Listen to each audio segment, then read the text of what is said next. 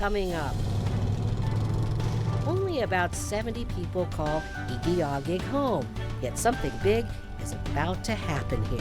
There's not another project on the globe like this. The current from the Kvichak River will soon supply the community with half of its power. Our village has always believed that if it can be done here, it can be done anywhere on the globe. Maybe your community, if a river runs through it. Ahead, how it all started with a simple vision.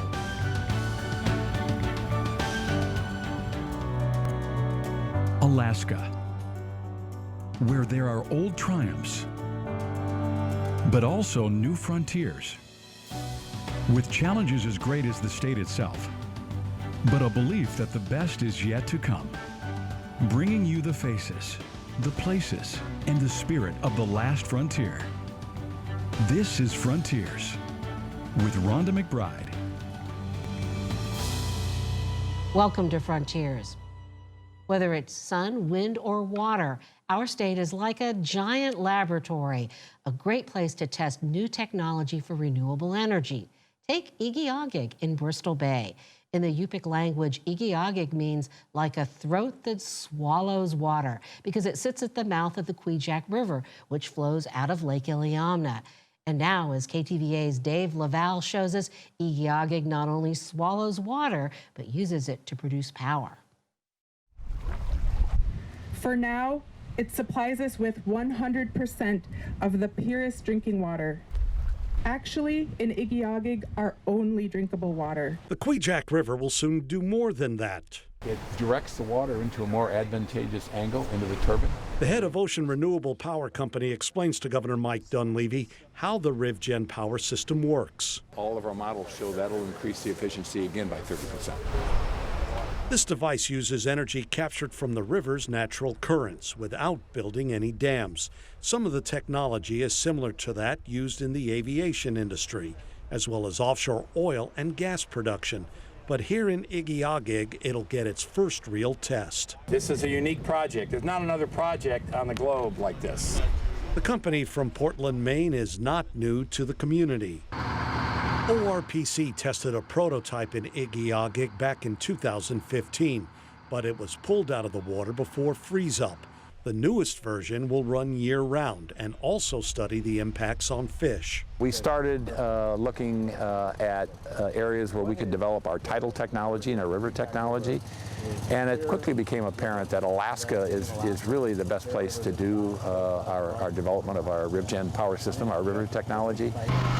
70 people call Igiugig home. They currently get their power from diesel fuel. The village council president says RivGen would help wean them off that. Right now, we subsidize the cost of electricity, and the state helps with power cost equalization. And if either of those two factors change, our electric company is in danger because of the cost of diesel fuel. Alexandra Salmon says that's not the only threat. Our diesel fuel farm sits at the headwaters of the largest sockeye salmon run on Earth, so that alone is dangerous for the environment. Flying the fuel in increments or even barging it on these waters, all are dangerous to the environment. Igiugig leaders believe they have found a safer solution for their energy. From the banks of the Kvichak River for Frontiers, I'm Dave Laval. So how did a small community like Igiugig pull off a project like this? You were able to create something here that has not happened before. Well, they say a community's most valuable asset is its people. Monty Worthington and Alexandra Salmon won't kid you about it. It wasn't easy. Why it takes a lot of energy to make energy. When we come back.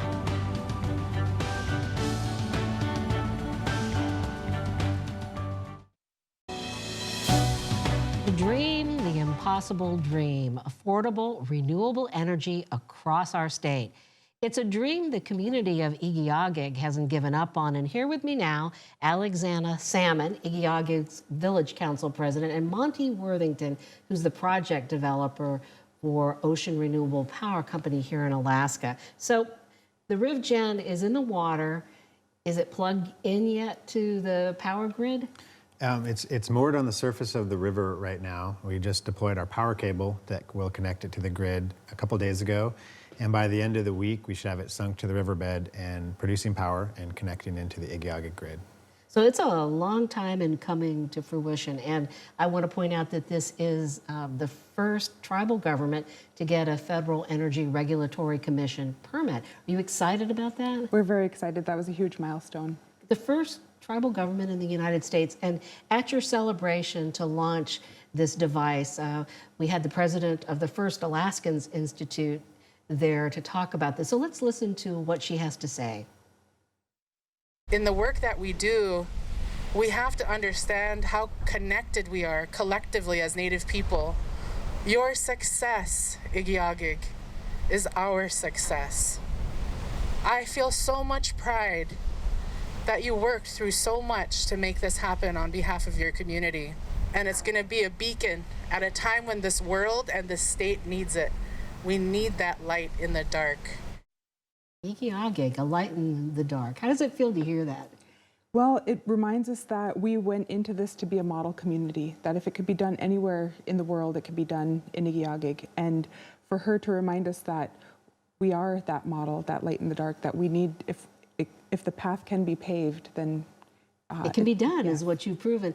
Well, you know, I want to give people a feel of how much work is involved in this, because getting a FERC permit license is not easy. So we have a photograph of your application.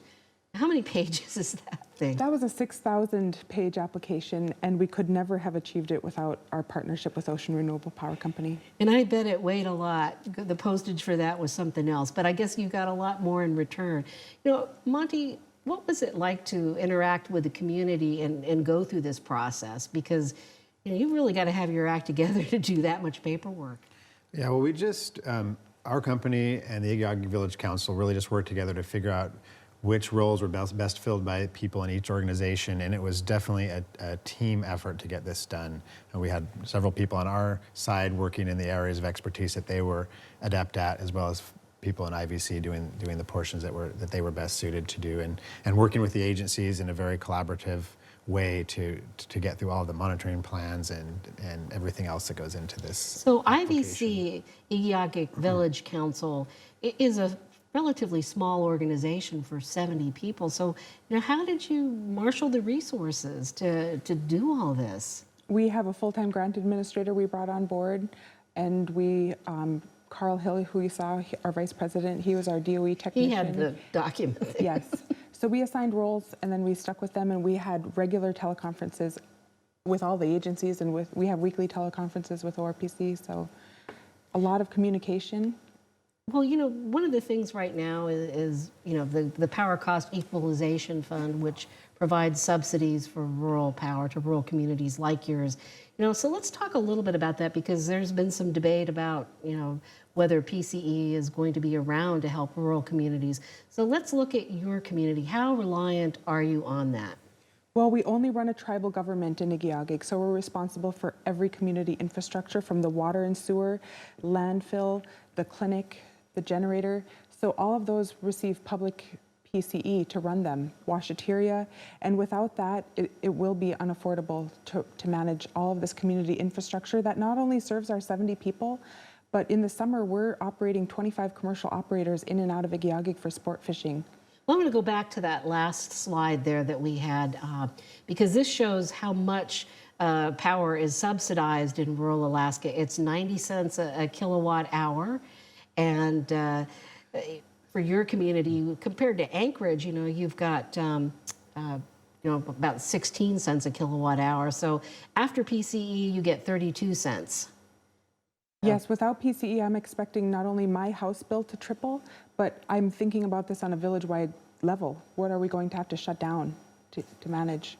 So let's look at the gallons of fuel that you consume anyway. It looks like you used about 25,000 gallons of diesel to run your power plant, and it cost you $145,000. I mean, so you'll probably save about half of that with your new system. Oh, definitely. Fuel is 60% of our electric company budget, so that alone will be offset by the RivGen. So what are you going to do with the extra money?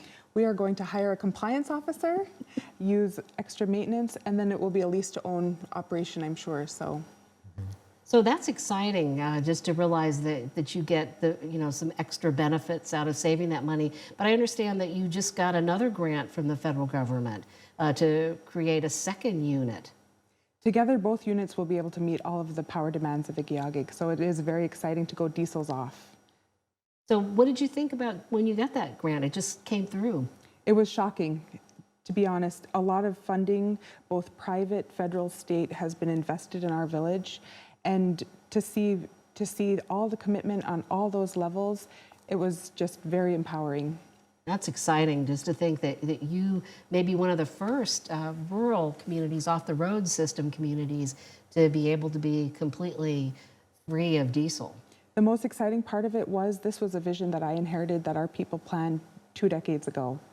So to see it come this far is just amazing. Well, one of the things you mentioned earlier in the story that Dave Laval did was that you're really worried about diesel spills, and we've got some footage of the fuel farm that you have, the tank farm. How big of a threat is this? It's an enormous threat. First of all, our tank farm almost eroded into the river due to climate change and the extreme storms we're having. But barging it in and flying it in, there are always hazards associated with that. And we drink our Kvichak River water. It's the purest water on earth, and we support the largest global supply of sockeye salmon. So there's a lot to protect there. Now, this is just the first phase of the project, and you're probably learning all kinds of things along the way, Monty. I mean, were there a lot of unknowns going into this? Well, yeah, there was many things we were trying to figure out as we went along, and this really started 10 years ago when I started working at Ocean Renewable Power Company. The conversation about could we adapt our technology to a smaller scale, to work in rivers, and to work in remote communities. And we began the concept of designing this idea, and in 2011 we were invited out to Igiugig, and we're able to talk with the community, with the elders of the community, about what our technology is like, what we might be able to do in a community like Igiugig, and it became an obvious great fit between the community's move towards sustainability and a company like ours trying to develop a solution that would empower these remote communities. Well, let's take a look at this great big gigantic gadget that's floating in the water.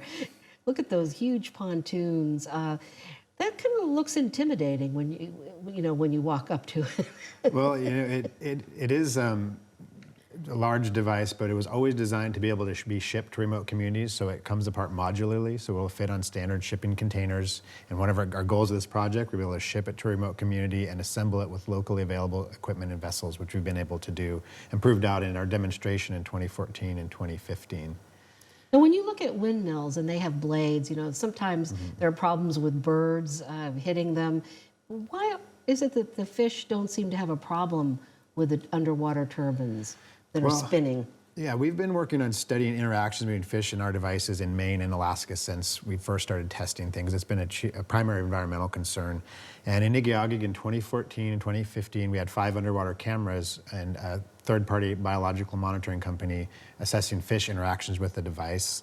In 2015, we had 1.5 million sockeye salmon, adult salmon, migrate upstream around the device.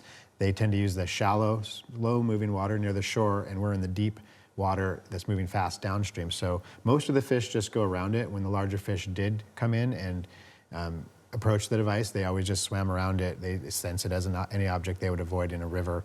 And so we saw no evidence of injury or mortality or anything in all of that time.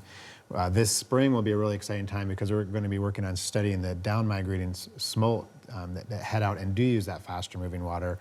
And that's really the biggest question that's left. And how about ice? You haven't tested it in ice. This year will also be the first time that we've put a device out and left it through the winter. So we'll be looking at ice interactions that include when the lake ice goes out in the springtime, possibly in the winter if we have a warming event in the winter, and also what we call frazzle ice, which is ice that sort of forms in the water column. The Kvichak River doesn't freeze over, but there is those 2 types of ice that we'll be interacting with for the first time in a real world environment. Well, quickly here, how is it a problem to be able to integrate this into a power system? Because there's no cookie cutter. Rural communities have wind, solar. How can it all fit together? It's a complex issue, and not only is no village the same, but there's no one entity that controls all the aspects of a grid in a community, and especially when we come in with a new technology like this, we have to interface with the existing diesel generators, and moving to the point where we can have our hydrokinetic system really look like the base load is key to being able to integrate 2 devices. We'll need to turn those diesels off bring them back online when we need them. And that's very complex. We've been working on it through an Emerging Energy Technology Fund grant through the state of Alaska that we currently have. And also recently partnered with the city of False Pass, and we have a project there to study grid integration of a remote tidal system. And tidal's a little different, but Alaska has a lot of potential for that, I imagine. Yeah, 90% of the tidal potential of the country is here in Alaska. And so we're really excited not only to work in the rivers, but to start working in remote tidal communities and eventually, hopefully, Cook Inlet. And Cook Inlet apparently has some of the best, right? Yeah, there is recent studies in Cook Inlet suggest there's about 20 times available energy in Cook Inlet that the whole rail belt grid uses. So it's a resource that's not only adjacent to the grid, but very at scale with it. So in the long term, there's an incredible potential, not just for remote communities, but for the state of Alaska to benefit from tidal and river technology like this. So much that we could go into, so many questions I'm sure people have, but I want to thank both of you for joining us and giving us kind of a quick look at how this all came together. Congratulations. Thank you. Thanks, Rhonda.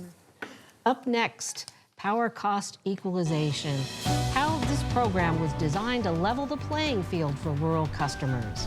Why some rural Alaskans worry that their power bills may double or triple if the PCE fund goes away.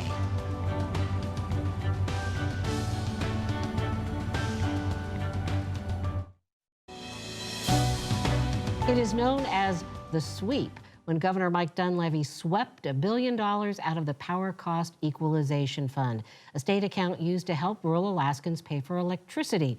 Now they worry their costs may double or even triple. The Alaska Village Electric Cooperative gave us some numbers to show us how important this program is to rural customers. AVEC has 58 member villages, which rely mostly on diesel fuel to generate power. So for comparison, let's look at the residential rate for Anchorage. It's about 20 cents an hour, thanks to cheaper Cook Inlet gas. And on diesel, NOAA rate is 81 cents, about 4 times as much. So how does this subsidy help? Well, let's take a look at the average rate, 56 cents a kilowatt hour. After the subsidy, residential customers pay only half as much. So what is the average power bill? Well, before the subsidy, it's more than $200. PCE brings it down to about $100. AVEC says the loss of the fund will cost its members totally about $11 million a year.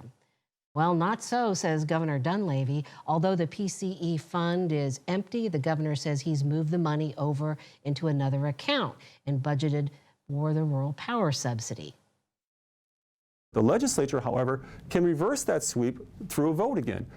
They have not agreed yet to this date on that vote and sweeping that back out. Rural lawmakers don't buy it. And as we record this program, on Friday, July 26th, they're working as we speak to restore the fund. So what is the bottom line on all this? Tim Bradner, who co-authors the Alaska Legislative Digest, joins us now to help us understand all that is at stake with this. But first, perhaps we should start off with a little history about how this fund got started.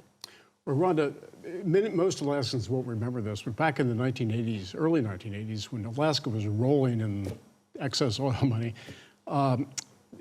power costs were very high in all parts of Alaska. And the obvious thing that was talked about was, why doesn't the state use some of its oil wealth to help soften the effects of energy costs? So we built large hydro dams in southeast Alaska. We talked about, we wanted to do something for Anchorage and South Central, and we talked about building the large Snettisham Dam with state funds, which wasn't built for a lot of reasons, but we did a lot of other things. Rural Alaska, part of the grand bargain that was cut was we wanted to do something for rural Alaska. We couldn't build one large hydro project to help all the villages, but what we could do is set up something like PCE, which helps soften kind of level the impact. playing field for everybody. Right. Now, we did do things, it's important that we did do things for South Central Alaska. We basically subsidized the cost of natural gas here by providing tax credits or subsidies for Cook Inlet gas developers. And we have some footage of that. That was done with state money, right? And it has helped keep the cost of power down for rural Alaska. That's right. There's a program that provides for storage of Cook Inlet natural gas, which helps us get through the peak winter season, which was provided through state subsidies, state capital grants to the developers. But also just the flat new development of natural gas. You know, we subsidize that with state tax credits. And in Anchorage, we're enjoying the benefits of that right now. So, you know, when you look at rural Alaska perhaps losing PCE, people are worried about that. It hasn't happened yet, but what could be the potential impact? Well, obviously it is going to drastically increase the cost of living in rural communities. And it will have the effect of probably, because incomes are very limited, household income is very limited, and it will have the effect of speeding the outflow of people coming out of small communities into larger communities. So it will lead to the depopulation of many small communities, I'm afraid. And Anchorage will be unprepared to handle people seeking jobs, needing assistance. But what about urban Alaska as far as, you know, if that subsidy goes away, what might they lose out on? Well, urban Alaska will feel the effect of lost purchasing power in rural communities. I mean, you know, where do rural Alaskans spend a lot of their money? In Anchorage. They come into town at AFN, they spend money on retail, they buy groceries, buy equipment, snow machines, and with less disposable income, they'll be spending less money. Well, the Igiugug Electric Company out in the Dillingham, Bristol Bay area has already sent out notices warning people that their power bill may go up as much as $100 or more. So that $100 is a month is a lot of expendable income. Well, that's true when you combine that with the fact that power is only one of the energy costs in rural Alaska. Heating is a big, home heating, which is not subsidized by any program, is a big cost too. So, you know, the power subsidy, such as it is, covers only part of the energy cost in a community, and in many cases, a small part. So we had this dedicated fund, and it generated earnings that were used to pay the subsidy and for some other things in state government. What is worrisome about just liquidating a special fund like this that generates income and just kind of moving it into the general fund or in another account? Well, Rhonda, what the governor said is actually true. I mean, he has proposed to put the program into the ordinary state budget.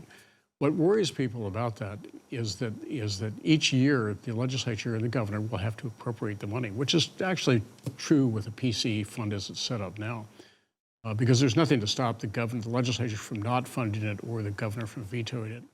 But the existence of a large endowment gives people a sense of security that the legislature knows it's there. They typically are honor bound, they don't tamper with these kind of things, these endowment special funds, and it gives them the security that they can do planning. Rural utilities need that so they can do their infrastructure planning. And it's not easy to do. So, well, I want to thank you very much, Tim, for joining us and kind of giving us a quick look. Like I said, we don't know what's going to happen yet. So, thank you, Rhonda. But this issue will probably come back. So. Well, in a state that produces so much oil, it's hard to imagine that affordable energy is out of reach for so many. Still, there's Igiugig, perhaps a turning point. Thank you for joining us. We'll see you next week.